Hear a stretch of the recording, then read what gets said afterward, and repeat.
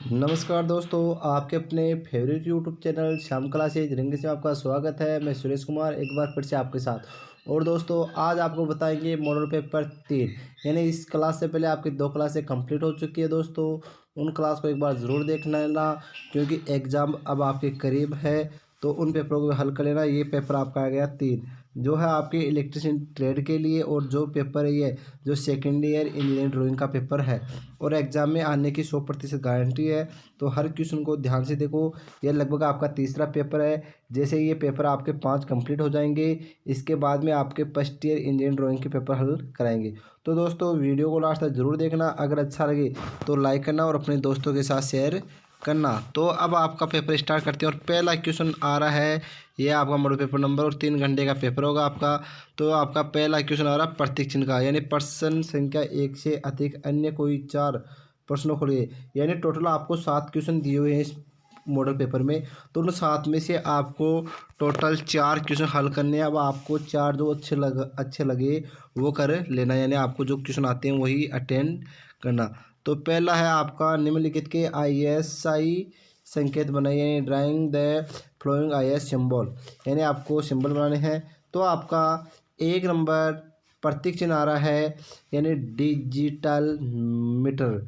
यानी एक तो आता है एक तो आता है एनालॉग मीटर, एक आता है डिजिटल मीटर। तो यह है आपका डिजिटल मीटर। तो डिजिटल मीटर की बात कर रहा है, तो दोस्तों डिजिटल मीटर इस प्रकार आता है, यानी इस प्रकार यह आता है। यानी कुल मिला के डिजिमीटर वो होता है जो माप अंकों में दर्शाता है, यानी शुद्ध माप होती है। अगर यही चीज़ आपको बोले था कि एनालॉग मीटर बनाओ, तो एनालॉग मीटर के लिए आप इस प्रकार का प्रतीक चिन्ह बना के आ जाते। यानी ये क्या संकेतक के द्वारा मान दर्शाता है। तो ये होगा आपका एनालॉग मीटर, और ये है आपका डिजिटल मीटर। तो पहला प्रतीक चिन्ह क्लियर हो चुका है दोस्तों। अगला क्वेश्चन आपका सॉकेट लाउड स्पीकर, यानी आपको सॉकेट बनाना है, लेकिन वो किसके साथ बनाना है? लाउड स्पीकर के साथ बनाना है। तो दोस्तों देखो, ये तो आप गया आपका सॉकेट, और ये आ गया लाउड स्पीकर। तो इस प्रकार ये भी एक बंद आकृति में जाए, तो ये हो गया आपके सॉकेट लाउड स्पीकर। यानी कुल मिला के आपके 2 क्वेश्चन क्लियर हो चुके हैं। तीसरा नंबर क्वेश्चन लो आपका है थर्मोकपल मीटर, यानी थर्मोकपल मीटर यानी जो उच्च तापमान मापने के काम में आता है। तो थर्मोकपल मीटर इस प्रकार बनाया जाता है। देख लो दोस्तों, ये हो गया। और इसको थोड़ा यहाँ पर डार्क कर दो, और डार्क करने के बाद में इसमें ये बीच से ये रेखा गुजार के और इन टर्मिनल भी बना दो। तो ये हो गया आपका थर्मोकपल मीटर। अगला क्वेश्चन है दोस्तों आपका आइस आइस हाँ आइलोस्कोप। ये ओसिलोस्कोप दोस्तों, आइलोस्कोप नहीं है। तो आपका ओसिलोस्कोप है। तो ओसिलोस्कोप के लिए हम किस प्रकार बनाएंगे दोस्तों, देखना दोस्तों। तो ओसिलोस्कोप आपका बनेगा इस प्रकार, ये हो गया आपका ऑसिलोस्कोप। ठीक है दोस्तों। अगला क्वेश्चन आपका सिंक्रोस्कोप, यानी सिंक्रोस्कोप है। तो इसमें SOSC, यानी ओसिलो OSCO। ठीक है दोस्तों। तो फिर अगला है थर्मोस्टेट। तो थर्मोस्टेट का पूछ रहा है। तो दोस्तों ध्यान रखना, थर्मोस्टेट का प्रतीक चिन्ह आता है इस प्रकार। थर्मोस्टेट का प्रतीक चिन्ह इस प्रकार आता है।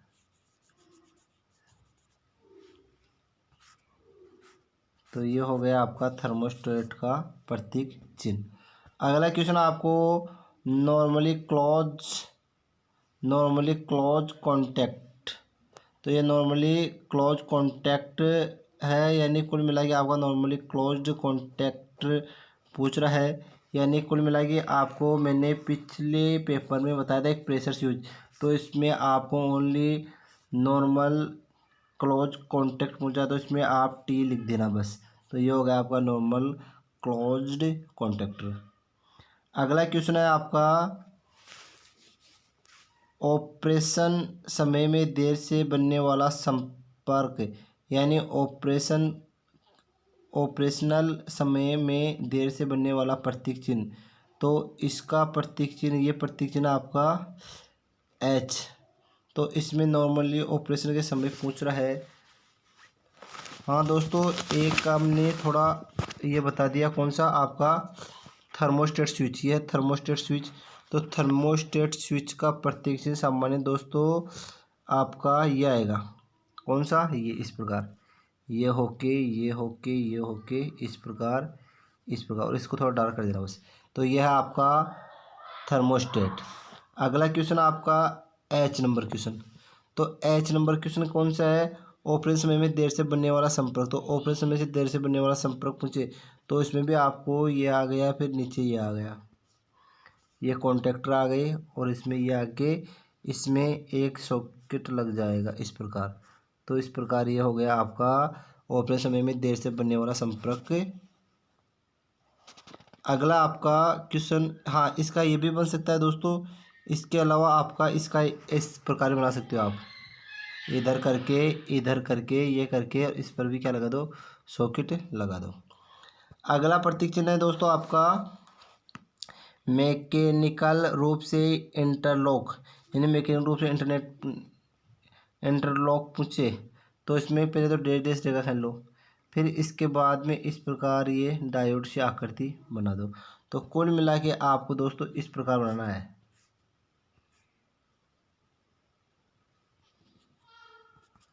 इस प्रकार बनाना, ठीक है दोस्तों। अगला आपका लास्ट है सिंक्रोनस मोटर का सामान्य संकेत। तो सिंक्रोनस मोटर का सामान्य संकेत तो एम एस। तो सिंक्रोनस मोटर का सामान्य संकेत एम यानी मोटर, एस यानी सिंक्रोनस मोटर। तो इस प्रकार सिंक्रोनस मोटर का सामान्य संकेत यह है।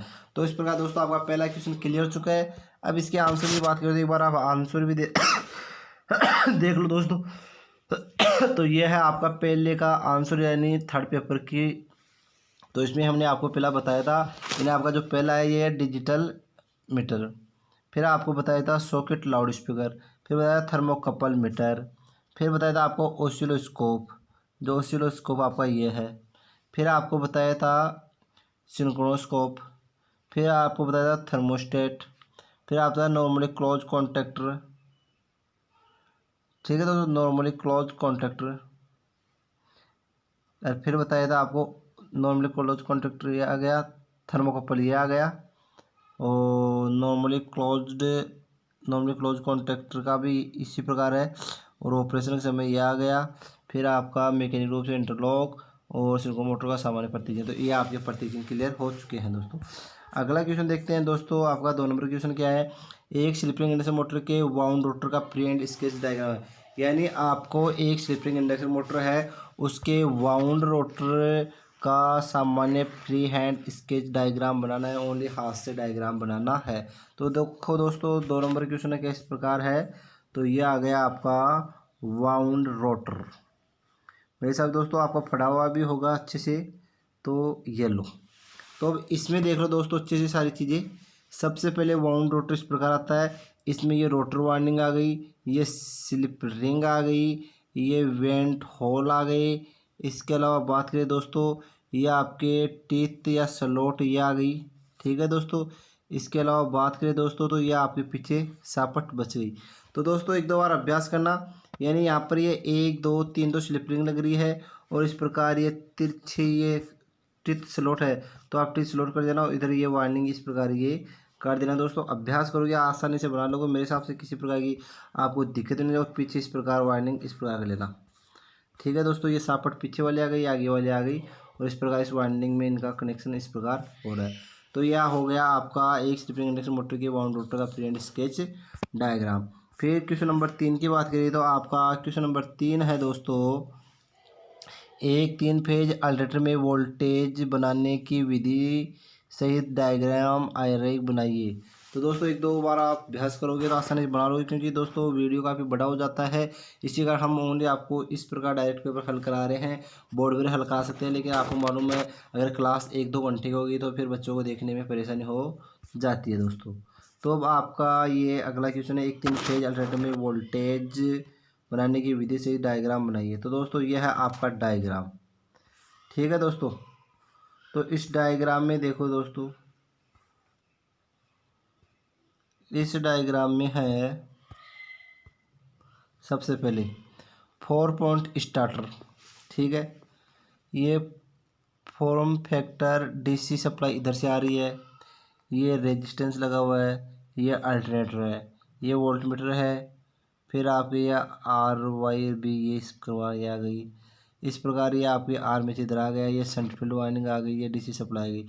दोस्तों इसको अच्छे से देख लो, यानी हम इधर से सप्लाई देंगे, सप्लाई देने के बाद में आपके स्टार्टर में 4 कनेक्शन चले जाएंगे।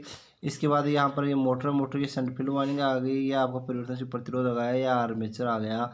इसके बाद में यहाँ पर यहाँ पर कनेक्शन आ गए, फिर इस फील्ड में चले गए, फिर यहाँ पर स्टेट में आ गए, फिर इस प्रकार अल्टरनेटर में चले गए। इस प्रकार आपको कुल मिला के इस प्रकार कनेक्शन करने हैं दोस्तों। तो एक दो बार अभ्यास करना, और आप चाहो तो इसका स्क्रीनशॉट भी ले सकते हो दोस्तों। तो स्क्रीनशॉट ले लो और आसानी से बना लेना दोस्तों। ठीक है दोस्तों, तो ये लो आप स्क्रीनशॉट ले लो और एक दो बार अभ्यास करो, किसी प्रकार की दिक्कत नहीं आएगी दोस्तों। तो आपके लगभग 3 क्वेश्चन क्लियर हो चुके हैं।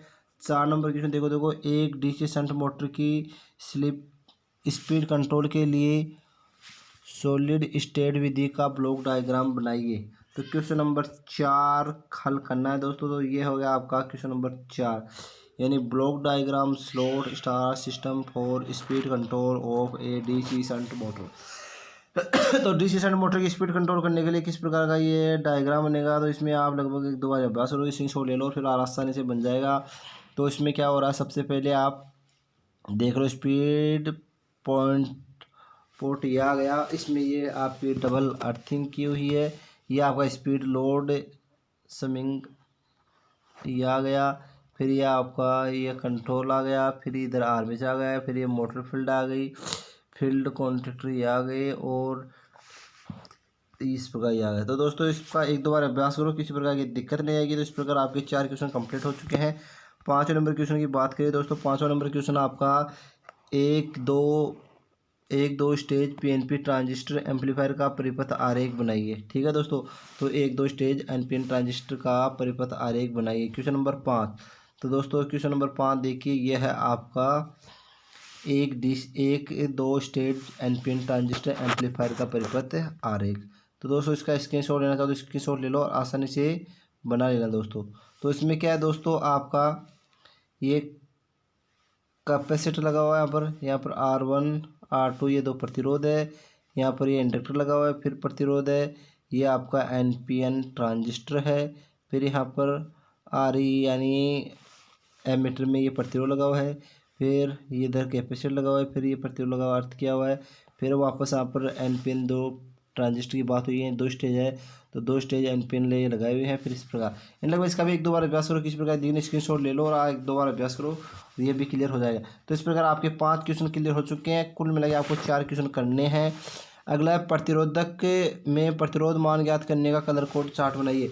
यानी कलर कोडिंग की आपने सारणी पढ़ी होगी थ्योरी की क्लास में, तो वहाँ पर एक दो बार अभ्यास कर लेना। यह है आपकी कलर कोडिंग की सारणी। तो इसमें लगभग आपकी 1 2 3 4 5 पट्टी होती है। 5 पट्टी में 2 पट्टियों में इसमें 0 आता है। ये 2 पट्टी तो समान है इनमें। और आपकी यह है तो इसमें BB ROY Great Britain very good boy यह होता है। तो ये सारणी देख लेना। फिर इसमें प्लस में माइनस 1 2 3 4, फिर प्लस माइनस 5 आ गया। फिर यहाँ पर 10 15 20 इस प्रकार ये हल कर लेना, किसी प्रकार की दिक्कत नहीं आएगी। तो इसमें तो घाते लग रही है 0 1 2 3, और यहाँ पर कुल मिला के घाते आ गई, और इधर आपकी ये प्लस माइनस ये लगा देना। तो एक दो बार किताब में देखना अच्छे से, इसकी तैयारी करना, किसी प्रकार की दिक्कत नहीं आएगी। तो इस प्रकार आपके कुल मिला के 6 क्वेश्चन क्लियर हो चुके हैं। लास्ट क्वेश्चन देखो, अल्टरनेटर द्वारा उत्पन्न प्रतिवर्ती धारा का साइकिल वक्र को विकसित करने का आरेख बनाइए। यानी आपका अल्टरनेटर है वो प्रतिवर्ती धारा का साइकिल चक्र किस प्रकार बनाता है। तो यह है दोस्तों आपका प्रतिवर्ती अल्टरनेटर का साइकिल चक्र किस प्रकार बना था दोस्तों। तो ये तो इधर तो आपका एंगल दे रखा है, इधर आपका एसी में किस प्रकार की ये होता है चक्र होता है जो होता है। इसमें एंगल दे रखा है कि 0 से स्टार्ट हो रहा है, फिर आपका 100 50 100 तक मान जाता है। फिर यहाँ पर जाने के बाद में कितने डिग्री के एंगल पे किस प्रकार परिवर्तित होती है, और ये आपको वर्ताकार आकृति बना के इसमें पूरा मान दर्शा देना। ये कहाँ पर क्या होगा कि कुल मिला के आपका मान यहाँ पर मालूम है ये 180 है, 180 के बाद में 180, फिर आपका इधर ये 30 60 90 120 150 180 210 240 270 300 330 360, यानी पूरे वर्त का मान क्या हो गया 360 डिग्री हो गया। तो इस प्रकार दोस्तों आप ये सारे क्वेश्चन क्लियर हो चुके हैं। मेरे हिसाब से आपको किसी प्रकार की दिक्कत नहीं है। तो ये चाहो तो आप पेपर की भी स्क्रीनशॉट ले सकते हो, और एक दो बार अभ्यास करके आसानी से देखना, किसी प्रकार की दिक्कत नहीं आएगी दोस्तों। तो दोस्तों आज के लिए बस इतना ही, अगली क्लास में फिर मिलते हैं।